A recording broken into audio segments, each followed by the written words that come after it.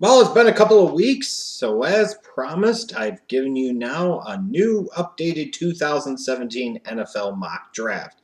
And as promised, Jeff delivers.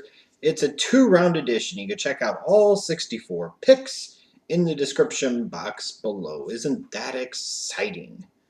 It is. It is, because now as we get ready to head into December, I am actually starting to watch some of the prospects. I can tell you that in the next 1 to 2 weeks on this channel, I'll actually start doing prospect scouting report videos. And I'll start off with some of the big names that played at programs that finished out of the running for a bowl. So DeShone Kizer would be a perfect example of that with the Fournette Fighting Irish. So you probably won't see a ton of scouting reports until bowl season gets well underway and until the college football playoff actually finishes in January. It's hard for me to give a full and accurate grade in scouting report on these players when I haven't seen them perform at the biggest stage for them in their college football season. So just give you a little update, but I would expect in the next week or two to start seeing some scouting reports on some of these guys. Like I said, DeShone Kizer is one that stands out to me. So I'm kind of excited about that. Let's go ahead and talk a little bit about this mock draft, though, and what you see. You'll see that in this particular edition, I've got two quarterbacks going in the top three. Now, granted, part of that is based off of team needs as much as anything else and is not necessarily a reflection of the quarterbacks themselves in terms of their actual talent. I think it's need trumps the talent in these particular cases.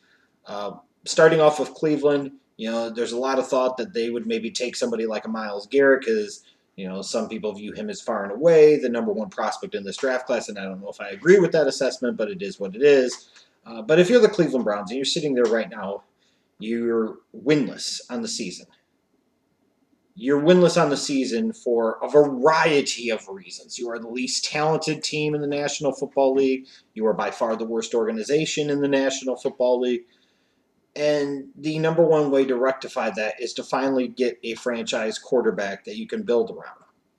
And the Cleveland Browns, if they end up going 0-16 or even 1-15, they can't really expect to go to their fan base in 2017 and just in the NFL in general and expect to be taken seriously as an organization if they don't come out of this draft with a potential marquee franchise type of quarterback. Now, is Mitch Trubisky that guy? I don't know. Haven't made a full evaluation or opinion of him as of this moment. The lack of experience is a little concerning, but there are tools there. There's stuff to work with. If Cleveland would have just stayed pat and taken Carson Wentz in the 2016 draft, they wouldn't have to be worrying about any of this shit. But lo and behold, they're the Browns, and they put all their faith in RG&E, and here they are knocking on the doorstep of history in 0-16 season. The 2008 Detroit Lions eat your heart out. But at the end of the day, if the Cleveland Browns end up with the number one overall pick, and there's a quarterback that you're even in sniffing range in terms of him being worthy of being taken number one overall, you must take him. I do not give a fuck if you grade a Myles Garrett or a Jonathan Allen or a Leonard Fournette as the best player in the entire draft class. It doesn't freaking matter. At the end of the day, if you're sitting there and you've got four players you're considering and a quarterback is one of the four, then you must take the quarterback number one overall, period. You can give me all this best player available bullshit until you're blue in the face. But it is the Cleveland Browns, and until they get a franchise quarterback to build around, nothing matters. All the picks they've acquired don't freaking matter. Anything else doesn't matter. So they better hope that one of these guys proves worthy of the number one overall pick, because that's where they're heading.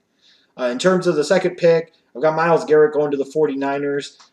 I don't know what's going to happen with that organization. Kaepernick's put up some decent, at least fantasy numbers in recent weeks, but that's such a bad football team on both sides of the ball.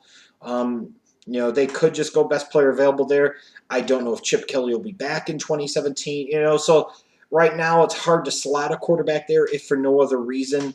I don't know what the organization's mindset's going to be heading into next year and where they're going to be.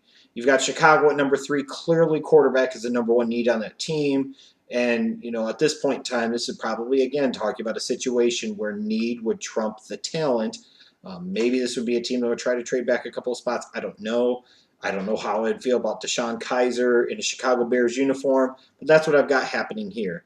In terms of the rest of the top 10, Jonathan Allen, I think is going to get some thought of being the best defensive player in this draft for sure, if not the number one player in this draft. Leonard Fournette, at least for now, going to the Jets at number 5. You're looking at the Jets. At some point in time, you've got to spend a first-round pick on the offensive side of the ball. So why not get a potential game-changing running back? I don't know if Fournette is my number one running back in this draft, but it'd be hard to knock the Jets for taking Fournette because you see the impact that an Ezekiel had. Now, granted, it's a different situation because they actually have a quarterback there. Technically, the Cowboys have 2 quarterbacks in Dak Prescott and Tony Romo on the bench now, but they've got the great offensive line. The Jets don't have any of that. But this would be a nice step in the right direction. Jabrill Peppers going 6 to Cincinnati. They could use somebody in the back end of that secondary, get some athleticism, some speed, some physicality there. The Titans need to address the secondary probably multiple times in the draft. Quincy Wilson from Florida would be a good place to start. For Carolina, you might expect a corner or a safety be mocked there, and I wouldn't be surprised if that's where they ultimately win in round 1. One of the problems I've noticed for the Panthers this year is that while the sack numbers in theory look good, they really struggle to generate a consistent pressure off the edge. A lot of their pass rush comes up the middle from the Star Latuleles and the Vernon Butlers and the Kwan Shorts, which is okay, but they need to get some pressure off of the edge. And Mario Addison is really the only one that gives them much in the way of pressure off the edge. So Derek Barnett would probably go a long way to helping them there. Marshon Lattimore, I've got going number 9 to Arizona. They need a better second option at corner opposite Patrick Peterson, and with no quarterback on the board worth of a top 10 pick, Arizona's kind of pigeonholed here, and that's what they got to take. They're rounding out the top 10. Have got Malik Hooker, the safety from Ohio State, going to Indianapolis. They need somebody on defense and somebody up the middle on that defense. So why not get somebody in the secondary that could impact multiple facets of the game?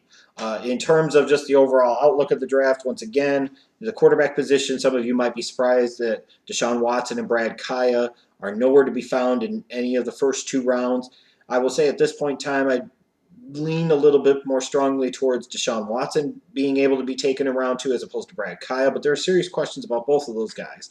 And a lot of the mock drafts that you may still see can't be based on reality if they have both of those guys going to round number 1. I'm just telling you, it's just that simple. This running back class is really, really good. They've only got 3 of them going in round 1. I could expect when all is said and done with the draft, maybe 4 of them go in round 1, but a lot of them going on day 2 of the draft in rounds 2 and 3. And you see several running backs going in round number 2. Some really, really good marquee talent at the running back position, no question about it. In terms of the secondary, as I've talked about in previous videos, I think this is an outstanding secondary class based off of what I see so far. I mean, I've got 3 safeties going in the top 18 picks in this draft. And then you've got, 6 or 7 corners? Let me count here. 1, 2, 3. Fuck it. It's a lot. I've got like 6 corners going in round number 1 and several more going in round number 2. With as important as the passing game is for today's NFL offenses, defenses really haven't matched up in terms of getting better and deeper in the secondary.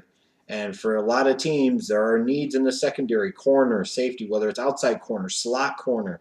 You're going to get all types of help in this draft, especially in the first 2 days. There's a really, really good draft here. In terms of what I've seen so far, it looks like a good draft class. I don't know if I call it a great draft class, but again, I'm still very early in my thought processes and in my evaluation. So a lot more to come. Stay tuned, like I said, for the scouting reports. They're going to start creeping in over the next week or 2, and I'll do another mock draft in probably 2 weeks or so. And at that time, I'll probably even do like a 3-round edition. Yeah, what the hell? Now I've fucking committed myself to it, and I got to do it. God damn it.